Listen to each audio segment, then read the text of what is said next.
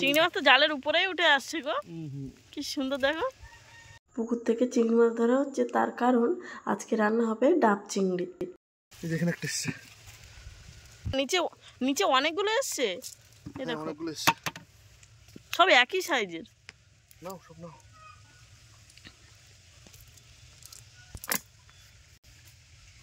ওই তো 3-4টে।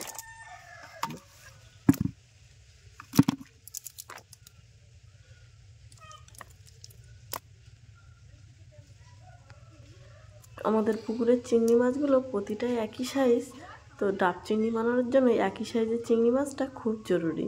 সে আপনি ছোট চিংড়ি ব্যবহার করেন আর মোচা চিংড়ি ব্যবহার করেন। দেখুন এই যে এতগুলো চিংড়ি মাছ হয়েছে।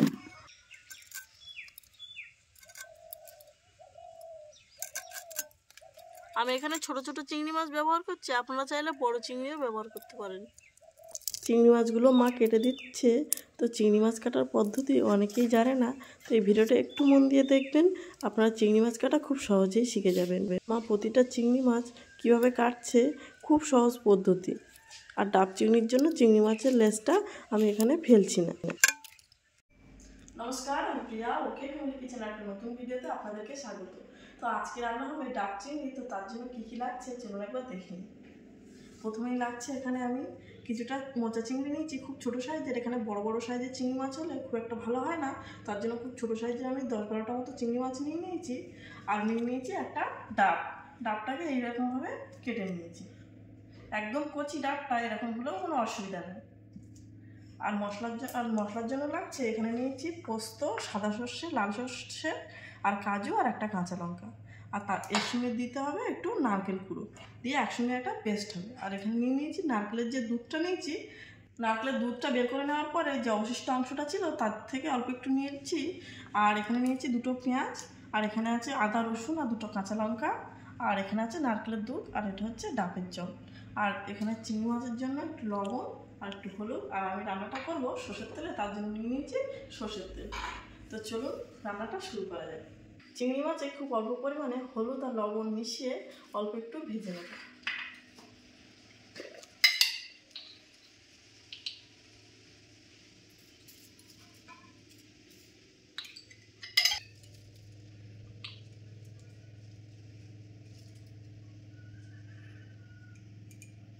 মাছগুলো আমার হলুদ আর লবণ মাখানো হয়ে গেছে, এবার খুব অল্প পরিমাণে গ্যাসের ফ্লেমটা লোতে এপিট ওপিট একটু ভেজে নেব লাল করে।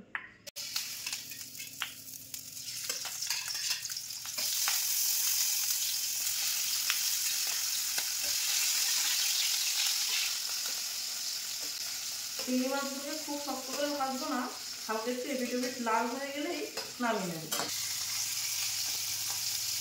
চিংড়ি মাছগুলোকে আমি খুব বেশি ভাজিনি, একদম হালকা করে ভেজে নিয়েছি। তার কারণ চিংড়ি মাছগুলোকে খুব শক্ত শক্ত করে ভেজে নিলে মাছটা খুব একটা ভালো হয় না টেস্টটা।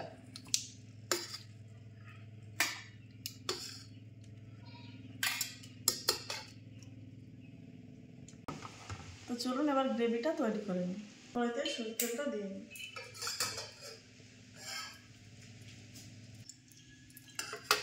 কড়াইতে আদা রসুন আর পেঁয়াজ এখানে পেস্ট করে নিয়েছি, তো সেটা দিয়ে দেবো।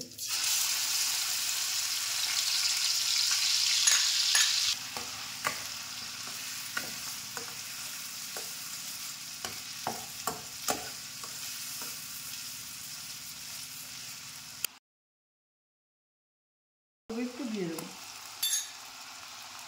নারকেল কুড়িয়ে যে দুধটা বের করে যে রাখা হয়েছিল, সেই নারকেলটা অল্প একটু দিয়ে দিলাম।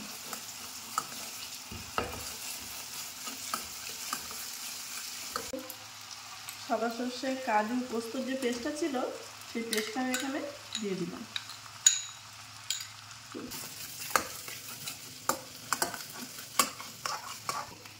অল্প পরিমাণে স্বাদ মতো লবণ দিয়ে দিচ্ছি।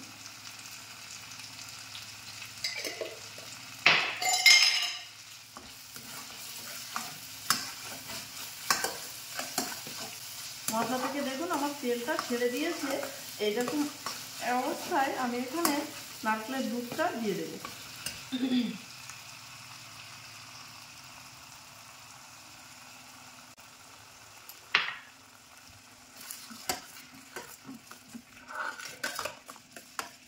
আমি এখানে ডাবের যে জলটা আছে সেটা দিয়ে দেবো।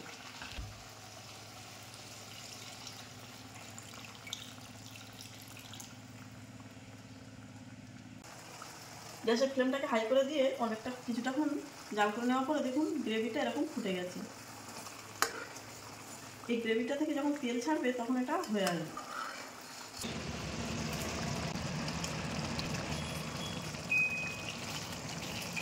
মশলাটা আমার এখানে হয়ে গেছে, এবারে চিংড়ি মাছগুলোকে দিয়ে দেবো।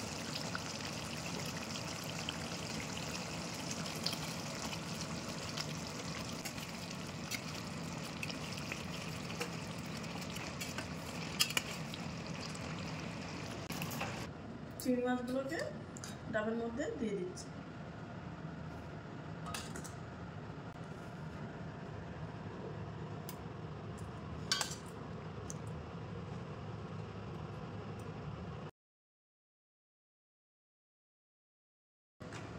মাছগুলো দেওয়া হয়ে গেছে, তো দেখুন উপর থেকে গ্রেভিগুলোকে দিয়ে দিচ্ছি।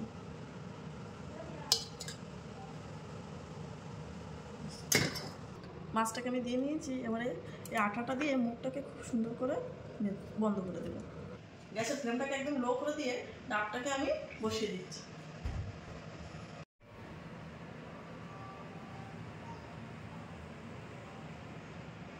2 মিনিট মতো ডাবটাকে কুক করে নেওয়ার পরে আমার এটা একদম রেডি হয়ে গেছে। তো এবার গ্যাসের ফ্লেমটাকে আমি অফ করে দিচ্ছি।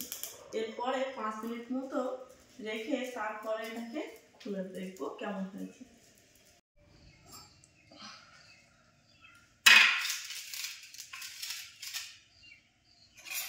দেখি খুলে দেখি কেমন হয়েছে। দেখি কি সুন্দর মশলা তেলটা ছেড়ে দিয়েছে। মশলা থেকে এভাবে তেল ছেড়ে দিলে ভাববেন আপনার ডাব চিংড়ি একেবারে রেডি। দেখুন চিংড়িটা ঠিক এরকম হয়েছে।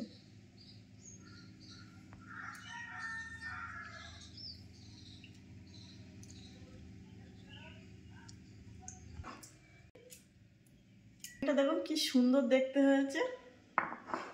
তো ভালো থাকবেন, সুস্থ থাকবেন, সাবধানে থাকবেন। দেখা হচ্ছে পরবর্তী ভিডিওতে। নমস্কার।